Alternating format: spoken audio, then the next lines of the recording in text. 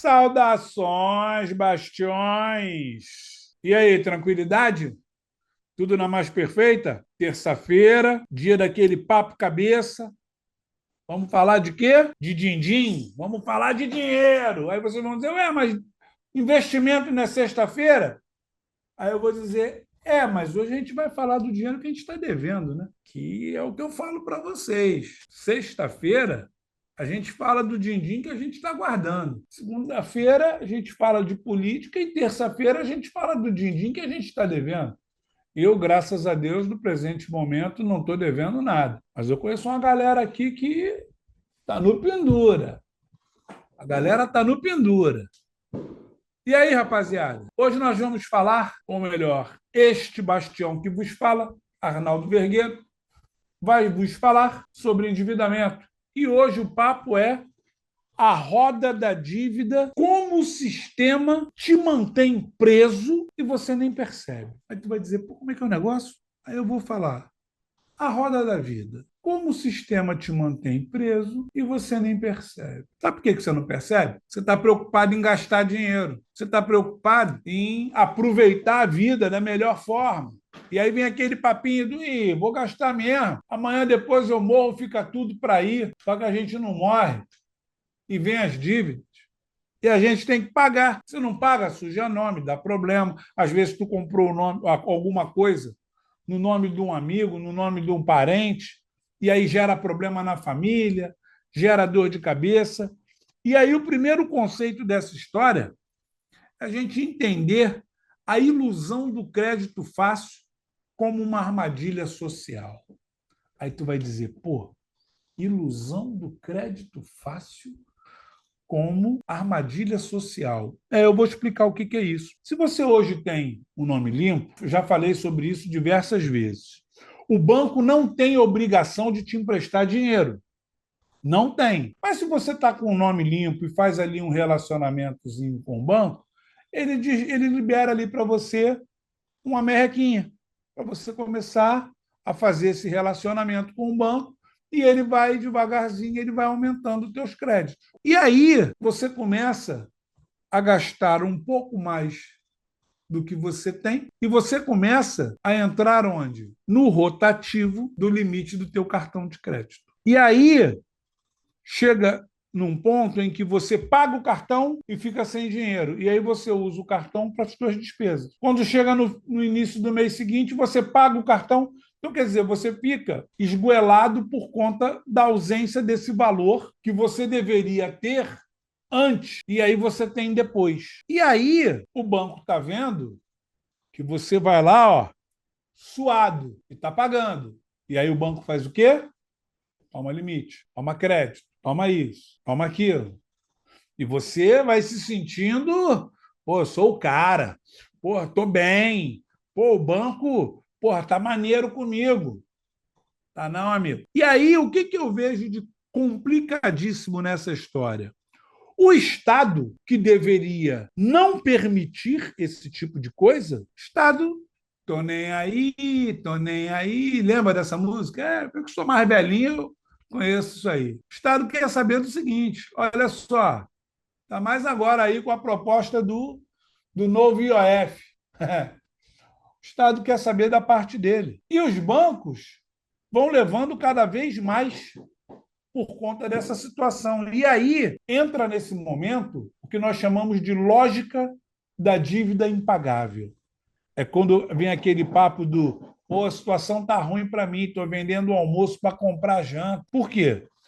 Porque o brasileiro ele começa cada vez mais ter dívidas de um lado para o outro e aí vai sobrando, porque tem as coisas que não dá para pagar no cartão, tem as coisas que não dá para parcelar, tem coisa que tu tem que pagar no dinheiro. E aí, conta de água, luz, telefone, você pode até pagar no cartão, mas vai envolver mais juros. Só vai aumentar a tua dívida. E aí, essa mentalidade do pago mínimo e você nunca quita. E essa bola de neve vai crescendo. O sistema, ele é como é que eu vou dizer assim? O sistema ele é construído para te manter na dívida, ou melhor, na despesa. O sistema quer te manter na despesa, não na dívida. Ele não quer que você esteja devendo. Dívida é a despesa prescrita. Ele quer te manter com essas despesas porque ele sabe que você é um bom pagador. Porque para ele só importa o bom pagador. E aí, depois disso, nós começamos a entender que existem pessoas que hoje vivem para pagar ali o rotativo do cartão de crédito, né, e pagar os juros do cheque especial.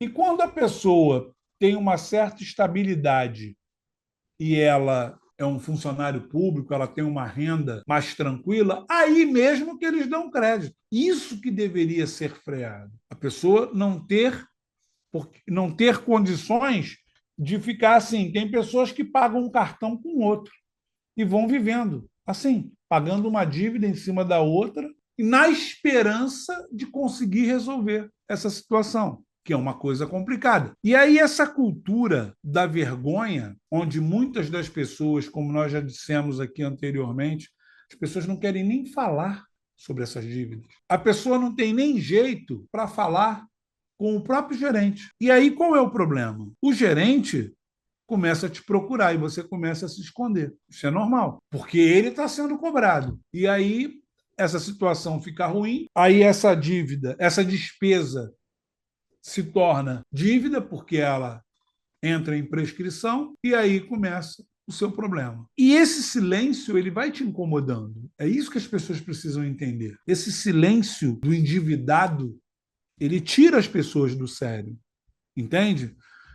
E aí, para você normalizar essa situação, se torna difícil, porque você olha para todos os lados, você só tem dívida. E aí é mau humor, é complicação, aí vem problema de ansiedade, vem depressão, vem um monte de problemas que as pessoas pensam assim, pô, o cara tá ferrado ali, o nego tá derrubando ele. Mas é assim mesmo. Quando vem é para arrebentar o cara de uma forma bem contundente. E aí a pessoa precisa entender que quando ele fala ali em refinanciamento, eu vou fazer um refinanciamento da minha dívida. Ele vai falar com o gerente com esse pensamento. Aí o gerente vai lá e, estou conseguindo um novo crédito aqui, toma. E aí você agora deve tanto. Ele não refinanciou. Ele fez o quê? Ele pagou uma dívida e abriu outra. Ele pagou uma dívida e abriu para você uma outra despesa. Porque aí nessa você não está inadimplente. Entende? Essa é a suposta ajuda que o banco, que é bonzinho, né? Como eu sempre falo, te oferece. E aí você não sai do buraco. E aí, como é que você vai fazer para identificar essas ajudas envenenadas? Não, você vai ali achando que aquilo ali é a solução e não é. E aí, a primeira coisa que nós temos que identificar para entender é o seguinte: a ausência de uma política pública real em relação à educação financeira. Entende? Uma política pública real que não permita que o banco tenha tanta elasticidade para jogar essa responsabilidade nos nossos ombros.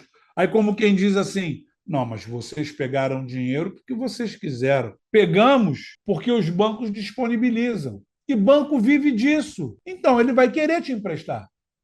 E aí você fica dependente dessa situação, desse sistema. E isso é conveniente para quem? É conveniente para os bancos, que eles lucram cada vez mais, e em cima dessas operações financeiras, os bancos pagam o IOF, que é o Imposto sobre Operação Financeira, e vai para o bolso de quem?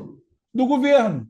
Então, é interessante para o governo que você se mantenha endividado. Esse é o problema. A pergunta que não quer calar: por que não tem campanha nacional sobre orçamento doméstico? Por que não tem aí um programa que nos ensine, na realidade, a tão querida e sonhada educação financeira, que é o nosso papo de amanhã? Isso era para existir como política pública. Isso era para existir como uma oportunidade para todos. Mas sabe por que não existe? É para nos manter nessa situação, entendeu? É para nos manter endividados. E aí, as consequências emocionais, ansiedade, depressão, conflito familiar, briga, separação, divórcio. Tem crime? Tem. As pessoas se agridem? Sim. Em vias de fato, tem lesão corporal. Tem situação que tem até homicídio ou tentado. Tem o homicídio ou a versão tentada do homicídio, por conta de endividamento. Isso aí é uma coisa normal. E a dívida, hoje, ela é causa direta de situações onde as pessoas tiram suas próprias vidas, até por vergonha. Mas as pessoas não querem falar. Por quê? Não, esse tipo de assunto não é para a gente divulgar, para falar nisso. Vamos continuando cobrando juros altos, eles vão pagando e a gente vai ficando bem.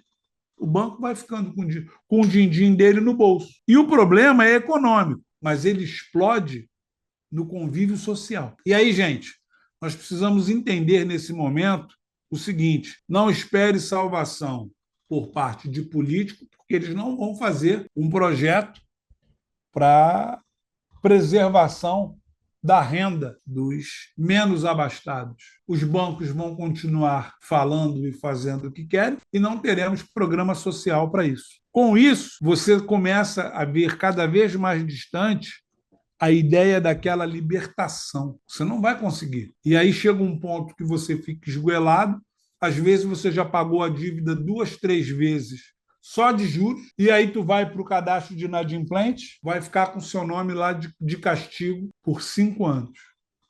E aí depois sai o teu nome, tá limpo, aí você começa a relação com outro banco, e se você não tiver cuidado, isso vira uma bola de neve, e você vai cair nessa esparrela novamente. O problema é que nós precisamos mudar a nossa atitude, entendeu?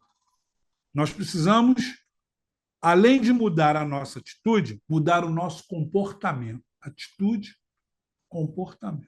Porque se não fizermos isso, eles vão continuar jogando com essas mesmas armas, com o interesse de não nos proporcionar a tão sonhada liberdade financeira. Então, gente, nosso papo de hoje fica por aqui. E lembrando que na primeira semana de agosto nós começaremos o nosso curso de endividamento. Primeira semana de agosto nós começaremos o curso de endividamento. Então, se preparem, o material vai estar todo disponível aqui. Quem quiser ver, eu vou estar comentando, mas vai ter o material para quem quiser baixar, vai estar o link aqui embaixo. Vamos começar a pensar nisso, vamos começar a olhar essa situação de uma outra forma. Ok, gente? Ó, amanhã, educação financeira. É diferente do papo de hoje. É até parecido, entendeu? Mas está tudo no caminho. Como diz minha mãe, Dona Selma Vergueiro, beijo, mãe, saudade, te amo muito. Quinta-feira estou aí para te ver. E aí, quando minha mãe ela tem duas situações que ela acha que são parecidas, minha mãe diz assim: cascadura madureira, um do lado do outro. É igual endividamento e educação financeira. Cascadura madureira. Entendeu um, você sai bem no outro. Ok? Tamo junto. Até amanhã, gente. Tchau, tchau.